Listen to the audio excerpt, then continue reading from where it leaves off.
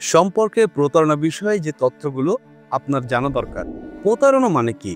কতদূর একজন মানুষ যাওয়ার পর, কতটা আচরণের ত্রুটি বিচ্যুতির পর কোন একজন মানুষকে প্রতারক বলা ঠিক হবে? প্রশ্নের উত্তরগুলো এক একজনের কাছে এক এক রকম।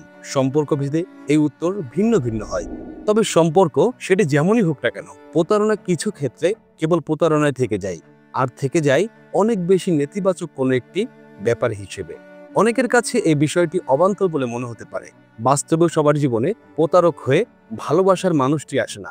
হয়তো আপনি আপনার সঙ্গীকে নিয়ে অসম্ভব খুশি আছেন, আরো অনেকের মতো আপনার জীবনেও হয়তো প্রতারণা করবে এমন কেউ আসেইনি।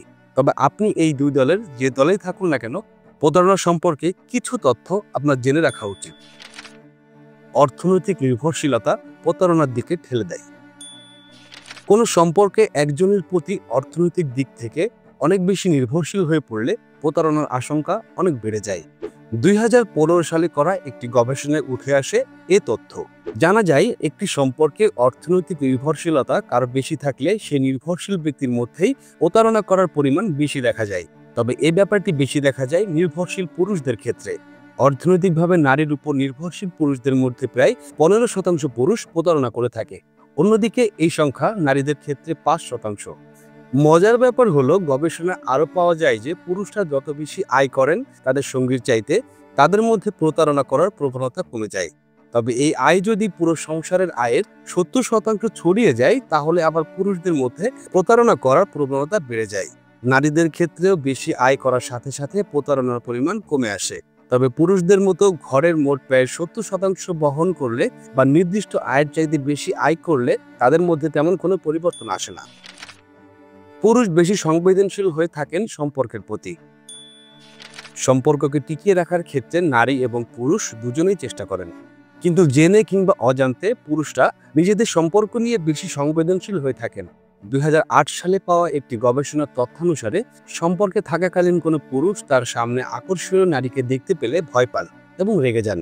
তার মনে তখন সম্পর্ক নষ্ট হওয়ার ভয় কাজ করে এবং এর জন্য সামনের নারীটিকে দায়ী মনে হয়।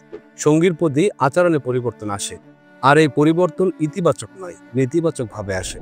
পুরুষ সঙ্গীদের ক্ষেত্রে এই সময় সন্দেহে দানা বাঁধতে থাকে, মনে হতে থাকে যে হয়তো তার সঙ্গী নয় এমন কিছু করতে পারেন। ক্ষেত্রভেদে এই ব্যাপারটি সন্দেহ না হয়ে রূপ নেয় অনুতাপে। মনে ভয় প্রবেশ করে যে সামনের মানুষটি হয়তো তার এই আচরণ সম্পর্কে আঁচ করে ফেলবেন, ফলে মানসিক সমস্যা শুরু হয়। সেখান থেকে জন্ম নেয় বাজে আচরণ, উঁচু গলায় কথা বলা ইত্যাদি ব্যাপারগুলো। অন্যদিকে নারীরা ঠিক একই কাজ করার পরে নিজেদের পুরুষটিকে আরো বেশি সময় দেওয়ার চেষ্টা করেন। সবাই নিজের সঙ্গীকে সৎ বলে মনে করেন। খুব সহজ ব্যাপার এই যে সবাই নিজের সঙ্গীকে বিশ্বাস করবেন এবং সে কখনো প্রতারণা করতে পারবে না, সেটা মেনে নেবেন। তবে কথাটি কেবল এখানেই শেষ নয়। নিজের সঙ্গীকে শুধু দুধে দেওয়া তুলসী পাতায় ভাবেন না সবাই। সম্পর্কে থাকাকালীন সময়ে সেই সাথে বাকি সবাইকে প্রতারণা করতে পারে বলেও ধারণা থাকে তাদের মধ্যে। 2015 সালে করা একটি পরীক্ষায় দেখা যায় যে প্রায় 42% মানুষ ভাবেন যে তাদের বিপরীত লিঙ্গের মানুষটি প্রতারক হতে পারেন। তবে নিজেদের সম্পর্কের ক্ষেত্রে এই সংখ্যাটি কমে চলে আসে 5%। এদের মধ্যে কেউ বিশ্বাস করেন না যে তাদের সঙ্গী তাদের সাথে প্রতারণা করে থাকতে পারে, আর নিজেদের সঙ্গীর সাথে প্রতারণা করার সম্ভাবনাকে 8% বলে ভাবেন তারা। প্রতারণা বারবার করার মতো একটি ব্যাপার। 2017 সালের একটি গবেষণায় দেখা যায় যে প্রতারণা যারা আগে করেছেন তাদের মধ্যে সেটি আবার করার প্রবণতা দেখা যায়।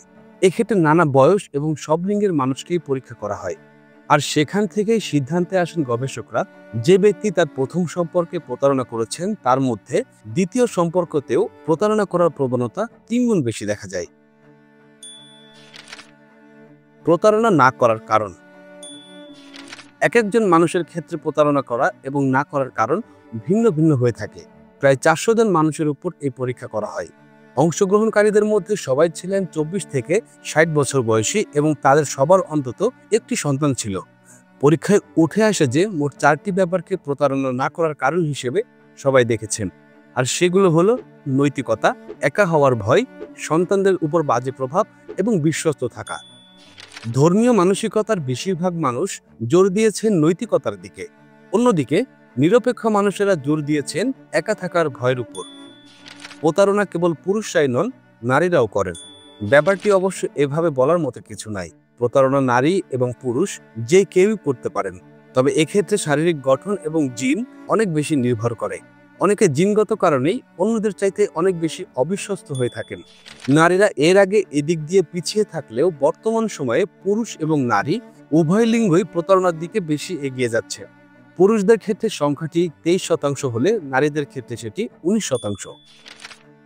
মানসিক সম্পর্কে নারীরা বেশি জড়া। সম্পর্ক কিংবা প্রতারণা যে কেবল শারীরিক কারণেই হয় তা ভেবে নেওয়ার কোনো কারণ নেই। নারীরা বেশিরভাগ সময় মানসিকভাবে ভেঙে গিয়ে মানসিক সাহায্যের কারণে সঙ্গীর প্রতি প্রতারণা করে অন্য সম্পর্কে জড়ান। আবেগীয় কোনো সম্পর্ককে ভাষায় প্রকাশ করা অত্যন্ত কষ্টকর ব্যাপার। অনেকেই হয়তো ঠিক বুঝতে পারেন না যে তিনি কারোর সাথে মানসিক সম্পর্কে জড়িয়ে আছেন এবং সঙ্গীকে প্রতারণা করছেন, কারণ বেশিরভাগ মানুষের কাছেই প্রতারণা মানে সেটা শারীরিক কোনো ব্যাপার। প্রতারণা মানসিক দিক থেকেও হয়ে থাকে, আর অনেকটা না বুঝেই মানসিক এই প্রতারণায় জড়িয়ে যান অনেক মানুষ।